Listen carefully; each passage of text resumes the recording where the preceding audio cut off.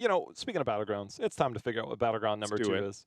Like, there's also something to put into play, though. Look, there are certain professional teams, if you ever see them ban the same map over and over, the odds of them practicing that map ever is probably 0, which is why we see some teams do that. We see Towers of Doom will be the map pick here by Tempo Storm, a spot they love to be in that map choice. But there are certain teams that just flat out, they don't practice a Battleground. It allows them to harness their focus onto specific Battlegrounds outside of that. And that way you have more practice on more familiar Battlegrounds, and you never have to worry about that one. And now Towers of Doom, that we know are going here. I can't think of any major surprises that we got from either one of these teams when it comes to their drafts into the past. Playstyle-wise, anything of the like. Medivh has still got to be a concern here for either team. Hammer is a problem, but not as big as one as I feel like compared to Dragonshire, especially when you win mid-control and have a Sergeant Hammer. You pretty much, it's hard to lose a game on Dragonshire with that, so it's going to be curious to see what we get from these teams into the draft. I think Maiev is another one I'm looking at. If she somehow makes it through, especially for LFM, I would like to see them maybe try and pick that up for themselves. Will be interesting to see LFM, if they want to try and get one of those power picks, see if Tempo Storm will be forced to ban one. They're going to ban the Maiev. And who's going to ban the Sergeant Hammer unless LFM is willing to first pick it? Remind you that throughout the day, and what we've seen lately has been this priority to take the Medivh, the Maiev, things like that out of the picture. But we've seen Genji a couple of times today already. We have seen him let through a surprising amount there. I don't know if LFM... I don't know if I like the idea of them willing to risk it, but I have more concerns with the Medivh. But they have the chance to pick up the Medivh, so they ban against it. Didn't even think about the Abathur, but surely has to be a problem on a battleground like Towers. The Garrosh ban, to me, and knowing Tempo Storm, this screams high Muradin value, that they're probably going to put high priority into that. So much so that it makes me wonder, you know, should LFM even question going with... Oh, wow, not. So if you ban double, then JoJo within the 1-2, they're calling out that you won't first pick Johanna? Well, Tempo Or might Diablo. go Diablo. I guess Diablo. And then leave Fury on something like a Johanna. I think that would be the case. And if you don't pick Deckard here and you give up a Deckard and Diablo, I mean, it hurts. They got one. That's it. Look, it might be a win in terms of draft for LFM in the long run, but for Tempo Storm, that's a win. They forced that in their draft. No, that's now putting them in a position to go, well, we essentially forced you to get this first pick that we expected, so now all according to plan. You normally would expect either a warrior response in this, again, like the Johanna, but now that we don't see that, that's essentially calling out LFM saying you don't have the opportunity. If you ban out the Johanna, we consider it worth, and if you don't end up banning it, it works with our composition either way.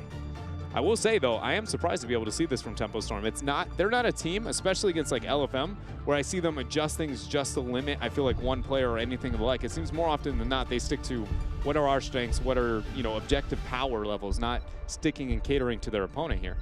I feel like, if anything, if I'm Fury, I'm pretty proud. Yarel, Whitemane, it's two of our newest heroes, by the way, that showed up in the ticker. Something different compared to last year. Opening week will be at the Blizzard Arena, and this time you can attend in person and watch. So different than last year. I can go. We can all go. We can all go. But I think that's the cool thing, is that everybody else, I mean, there's only so many tickets, but we can all go now. I mean, everybody can come in. I mean, for anybody experienced the Western Clash or even Heroes of the Dorm, I think there'd be a testimony of saying, hey, you know, Heroes events are actually legit in person, man. It's pretty awesome. It is pretty dope. The Blizzard Arena, the sound will just capture you. It's pretty cool. Phoenix is the band here, though, from Tempo Storm. I do like the fact that we got ourselves the Whitemane before the second ban phase out from LFM. What do they want to rid of themselves here? Do they want to go more in the Warrior Choke? I feel like the fact that they didn't pull the trigger on it already shows the answer is no. But we'll see. I mean, Genji, so Dahaka's there. Genji now available for both teams. With Jimmy Raynor, you already have enough sustain, a decent amount of wave clear, especially when you pair him with the Deckard. And if we get a Johanna here, it's fine. I don't really see a world where a Nubrak would have priority unless you're just feeling extremely confident on him. In a Nubrak with a Diablo, that trade-off generally favors Diablo the minute you try and aggress forward with a Nubrak, but Johanna, very safe approach.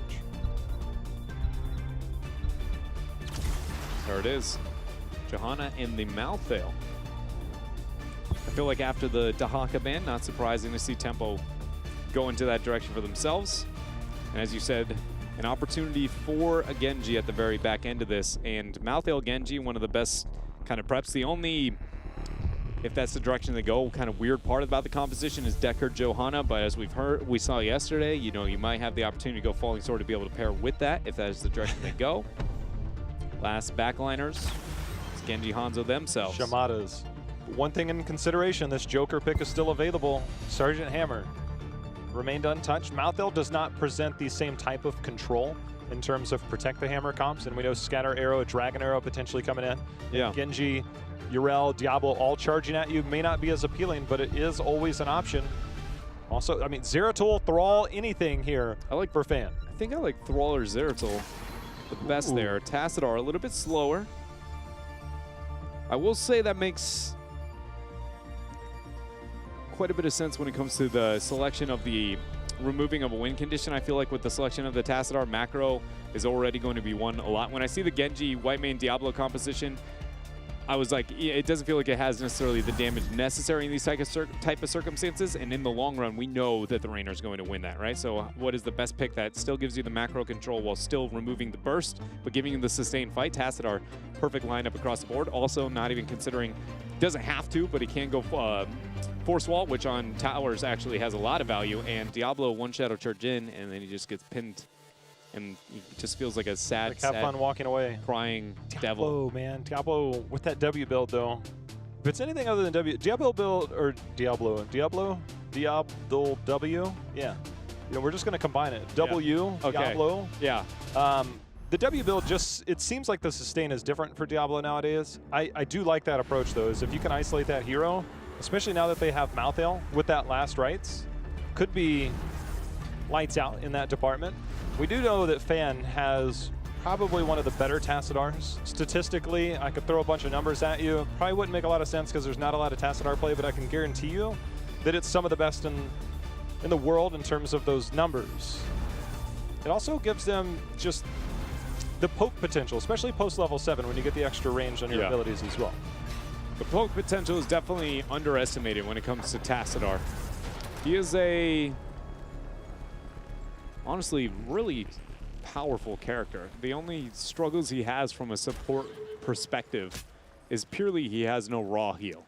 Everything has to be predicted, and his effective HP is only there for a small time frame, not giving you the increased healing over long periods of time. He can make up through that with some things like his level 4s with the armor or the increased lifesteal opportunities, but other than that, he's got a lot here, and I think it caters to the team fight that Tempo Storm's looking to like make happen here. Wait, that's Very well. been on Tassadar. Yeah, that was something that we hadn't gotten to. It is a little surprising. Huh. Change up here. Vin has played a masterful Reigner as of late. Some of his penetrating rounds to thwart potential shadow charges. That's going to be something to keep an eye on because we've seen a lot of Diablos be aggressive and they meet that penetrating round before they ever make impact with the target. So it's going to be on Fan to try and make that happen. And that aggression, when you have a Tassadar, he's just walking forward. Yeah, you know, it's a little bit more gliding, but I think that's the word you could use. But yeah, no, so this is one thing that we already can see being displayed, and I think it's very important to note with this composition from Tempo Storm, somebody has to demand answers with the Tassadar shield, and Fan is conveniently enough going to be one of the best targets to make that happen there. Top lane, Malthael. Swift strike up? I'm guessing not. Yeah, he might have came in with it originally. But all I was going to just highlight is purely the fact that the Tassadar mixed with the shielding on top of the Reigner, somebody has to kind of play Tracer-esque, and it's good that he is up there making sure to gain value out of the shields with that offensive positioning. Something to look forward to as long as there's no wall behind him and no Diablo in front of him. So the positioning for LFM, actually proxying 2 of those sappers, it's one of the things that you can do on this to make sure, because they will path towards the middle, but you can draw that aggro and keep them going towards your side to make sure and have that free clear and less damage potential coming towards your front wall. So for LFM, ended up not getting the kill onto Malthael and therefore giving up that push in the bot lane. And Dread, I would say that's a pretty significant push. Look at droplets. So that right there is exactly why I often talk about Malthael and off lanes and how vulnerable he can be. Obviously, he's not willing to commit to that skirmish. That would not be the best decision purely based on the fact that the top camp has been taken, which Glaring is also sniffing out there towards the top half. But it's just that the amount of pressure you can put to him as an offlaner in maps where the top lane is very vulnerable to ganks. Towers, it's not as vulnerable as some of the other battlegrounds, but I like to see for the first time LFM be willing to try and apply some pressure towards those offlaners. First altar phase, be active in 10 seconds. Be curious, because Cattle, I mentioned it yesterday, Cattle loves to pick Subdue at level 7, and you always have Diablo and Yrel kind of on that front line to hit with that Condemn. And then, of course, if Genji comes in, maybe getting some lockdown onto him, making it his retreat that much more difficult. As Fan, he's more than okay with trying to trade out there against a Genji diving on the back line this early in the game. The one thing to watch with Fan is how many times he avoids walls like that, off to the side, making sure he doesn't go down. The Condemn into this, oh my, Scroll is sealing lockdown, 3-man. Fury falls low, the passive there coming out from Malthael. No setup for a kill yet. Droplets throwing the Shuriken back. June starts the channel. No interrupt yet. Mission complete. 4 shots sent back at LFM. And 2 shrine control there for Tempo. Early game advantages here, Tempo Storm, but Towers of Doom, it's all about the long haul. LFM does have a small lead in terms of experience, only temporary. For now, some waves will be soaked up in the top and bottom lanes for Tempo to get back into this. So nothing to write home about this early in the game. No major team fight. It's only that one invade by Tempo Storm was enough to warrant the attention of LFM. As Fan trying to walk away, see the Condemn coming in by Cattle to make sure and keep him safe. I don't think it's as dire as most games I kind of raise this analytical point, J-How, but there is... Though you are right in the fact that it's like not devastating or anything major yet, as we see Fan clutch out the Shadow Charge penetrating round interaction there. Condemn does end up coming through. It's just Tempo Storm has a composition that wins the long, slower fight, which usually means laning and ganking, they aren't winning.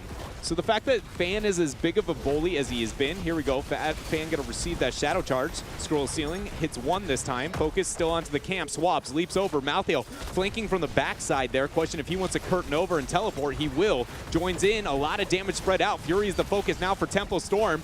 Shadow Charge goes through. That's going to be the first kill here in favor of LFM. Oh, in comes the White Mane healings. We did see Tempo Storm. They did pick up the camp, but for them to have that invade, they needed something because Tempo Storm had been in control every step of the way. That's exactly what I was trying to talk about before, is that it's surprising that Tempo was able to gain that control because compositionally speaking, teams that like slower team fights like waiting for heroics most of the time and then enjoy, you know, again, kind of stalling out the fight. So invades and early game camps normally should go over to LFM. So it's definitely a big silver lining that they were able to recover that one back for themselves as that middle altar over the first phase didn't go too well for them. But it's going to be a trade here over the second altar phase as Droplet's unable to get the Shuriken interrupt there onto Glau. Most things even, again, somebody had to get the best of 3 on that. Now we see Yrel at the top already making her way down. Of course, Malthael contemplating on whether he wants to join. They don't have eyes on Malthael yet, but now the fact that Tempo Storm has retreated, it will give LFM the opportunity to go ahead and finish the Sapper camp here at the bottom, see if they manage to get any type of push. Also, it's a matter of Yrel making her way back to the top to make sure not to miss any soak, and I think that's why we see the zoning control currently by Tempo Storm as well as the sieging potential in that mid. It's a really good job from them being able to stall out the rotations as you see Fury trying to do the same to bottom. The reveal there by Vin with that Oracle, though, makes the decision-making around this kind of rotation a lot easier. I wish I could highlight that. Obviously, Yrel ended up making it up. I was keeping an eye on the dots. I believe missed out on 3 of those minions, so that's a experience deficit that you have. And then the camp obviously picked up as well, and you could see Yrel was like, oh, maybe I should check this camp, but it was too little too late, and that's all due to the position of Tempo Storm. And now we have the rotation down, Fan coming in. Of course, that is the slow on the auto attack. Put on the way there. LFM questioning what they want to do here on the top half for now. Still have Droplets focusing on dealing with Glong, but Glong will have far better wave clear. Or that top clear. Heroics online. We do get the last rights. No force wall. And in fact, last rights might even be used in this 1v1 if Droplets risked it too much there. But it's going to be Archon picked up for our Tacit Arvin. Looking to do the damages. Understandably so. You know, but it is one of those few situations where maybe get ourselves a force wall.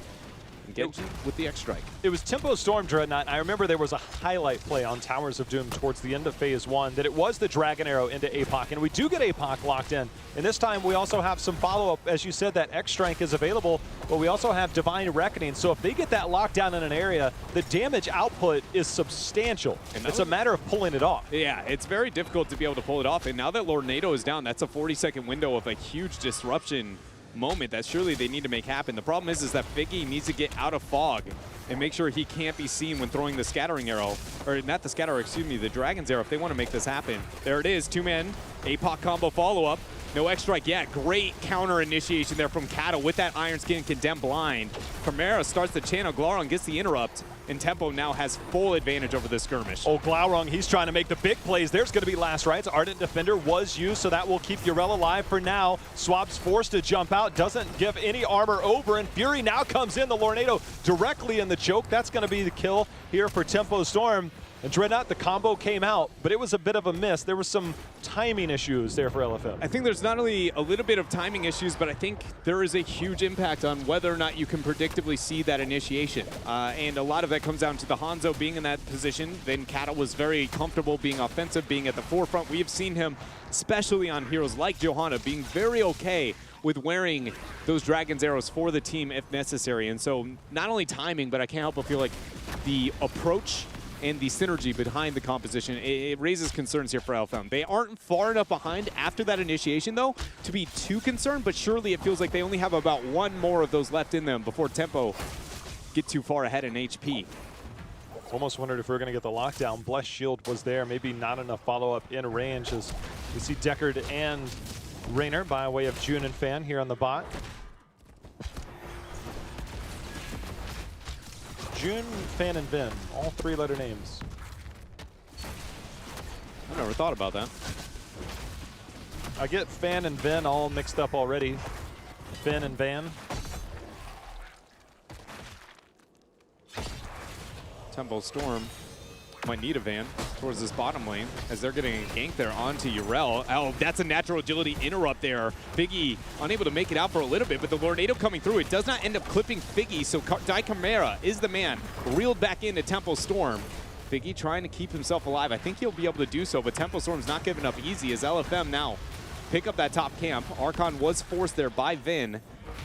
That is a huge trade here in favor of Tempo Storm. They need to get these minions down if they want to get some more pressure on that, but now we've got minions coming in play for LFM. Explosive Arrow helping to clear that out. So trading out in kills. They did also use Archon to Tempo Storm. We'll see if LFM, if this just becomes a trade, as some of those cooldowns aren't available, but Swabs isn't letting June get away with the channel just yet. Oh, but look at Raynor completely on an island fan, and Fury is going to be there for a shadow charge. Overpower almost there, just barely out of range as the Tassadar now seems to be getting the shields over the wall. Fury is the focus, last rites, and he's out of here. Now we'll see. Yrel did manage to pick up that bottom channel, so does stop the bleeding a little bit. But for Tempo Storm, starting to stretch their lead to a half level. Nothing significant yet, but that dominance starting to be felt. No altar being channeled just yet. There's going to be one interrupt. I don't think we're going to get a second, but Glaurung moving his way in. Should be the channel completion. Level 13 picked up as well. Pretty big advantage here now for Tempo Storm. But I think the biggest concern that I have when looking at how this has worked out so far, I think Tempo has done a lot of things very right, especially when looking at Dragonshire, the standard rotations. But now on a, not a poor battleground by any means for Tempo Storm, but, you know, one that they are less just essentially ruthless on, like Towers of Doom, and how much control. Dragon's Arrow is going to come out. No APOC, though, yet, and that is exactly what I want to point out. Beautiful interrupt there with the penetrating round. Cattle interrupting the backline. And now Glaurung is going to wreak havoc here on the backline of LFM after that three-man Blessed Shield. The White Man ended up putting down some damage of her own. That's actually going to spell the end of Glaurung's life. Droplet seeing a Pekin pop off here, but he's eating a lot of damage, including that spear. We got full Hammered in mode coming out here from Johanna. but not able to get any more takedowns. But that's a big cooldown. They ended up getting the kill, but Dark Chimera making sure to keep his team alive. And all I was going to say before that was just how little of execution, and what I mean is not the level of execution, I mean literally just executing. It feels like we get from LFM. This is the second APOC game in a row, and we've seen 2 APOCs in the entirety of these 2 games. And so I was just immediately going to go, I want to see this all-in attempt. It again felt like timing was a little bit off there, but at least the approach and thought process is very much there. And it even got LFM that kill. So let's see if they can continue that here, as they're going to need it over a triple altar phase. Well, Diablo hasn't shown just yet. Now we're going to see, do we have another 5-on-5 team fight? And as Dragon's Arrow is available now, no APOC for 20 seconds. There's going to be the jump over the Lornado. Enough time has been bought. Swabs, though, forced to jump back out. Glaurung, see if he gets the last rights in. That's going to force out the Ardent Defender, and we're looking at a 60-second cooldown versus a 120-second cooldown. So Glaurung getting the favorable trade there as we enter our 5th Altar Phase, which spawns 3. But already, Johanna started the channel, forcing Droplets to be able to get the clear there. As you see Swabs getting interrupted by Fan now up on the top there. A 3 versus 2 in favor of Tempo Storm as Glaurung has already picked up the top left. Fury, excuse me, in fact, is going to pop that APOC with the combo. Now body block to death here. He has no way out until he can shadow charge something, someone, or overpower. Swabs goes in to join the ranks there. Dimensional shift with the 2-man Dragon's Arrow. Damage coming through. Glaurung's the focus. Glaurung trying to stay alive. Did go Shroud of Wisdom Dreadnought. That's why we see that aura around him. Wasn't sure if that was in Max the middle of it. Blinding light. Got him. Now we'll see. Droplets will have to hold here. Ends up swift striking out. Might not get back into position. 2 seconds away for Blessed Shield, so a lot of engagement opportunities. Blessed Shield's available, Last Rites is available, Archon is there, as well as the Lornado. So these short cooldowns are going to be terrifying for LFM to fight into, but there's going to be the root follow-up there from Dark Chimera. But Lornado comes out, creates some space, and Finn diving the back line. Biggie, it just needs to get out of dodge. Jarrell gets out of the game by way of a Last Rites proc there for Glaurung. So Tempo Storm with those heroics came in and dominated that fight swiftly. Great job there by Vin on that Tassadar. He's one of the few ranged assassins that if he can go for a mega flank position and has any amount of cooldowns between his Side Storm and his Archon form, he really can trade so well into most backlines. Almost like Tychus with no repercussions, it feels like. Tychus is one of those heroes who can pretty much take any trade, but he usually comes at his life. Tassadar very much not the case. And forcing that hand onto the squishies in the backline of LFM is a large reason, I would argue, they were able to get that kill and continue the siege here now on to bottom, as it looks like we got a bit of actually a comm software communication breakdown for a moment here is why we've got our pause. Ooh, I already see it's back in the chat, so hopefully we'll be back into this quickly. But I want to bring to the question now for LFM. They're about to lose bottom keep. They have a Hanzo and a Genji. That's not very good siege damage. They've got a Diablo, not very good siege damage. Reclaiming control of that bottom lane, I think it's going to be troubling for LFM the rest of the way. I think that's a good point that you bring up, because for being the, Shimada brothers, when it comes to the siege damage, it's more like the Nada brothers, right? Oh, who's the dad here? Hopefully not you, at least not that I know of. Because that was a dad joke. I know, it's dad not. I gotta provide in some way, shape, or form. Sappers escorted in, 3 shots onto the core of LFM. 5 remain in HP as Tempo Storm bullying here with their 16 advantage. I can never look at you the same again. Yeah, honestly, I have a hard time looking at myself in the mirror too, so I don't blame you. You bust out that ruler yet? Take measurements? No. No, not yet. We'll see. Oh my goodness. Man, that interrupt there with that Lornado. And no escape there. Natural agility attempt is there. Kato actually getting flipped over into the kind of line of scrimmage there, the line of death. Double overpower here. This is a talent we don't normally see. So Fury trying to get a couple of flips going there. But now they've already allowed through 3, and 3 more are about to make their way through. This is LFM's last stand, Dreadnought. They don't have control of that bottom bell tower. So now we see the rest of Tempo Storm. They will find that 5 versus 4. No Hanzo here. No one available. Vin staying alive for now.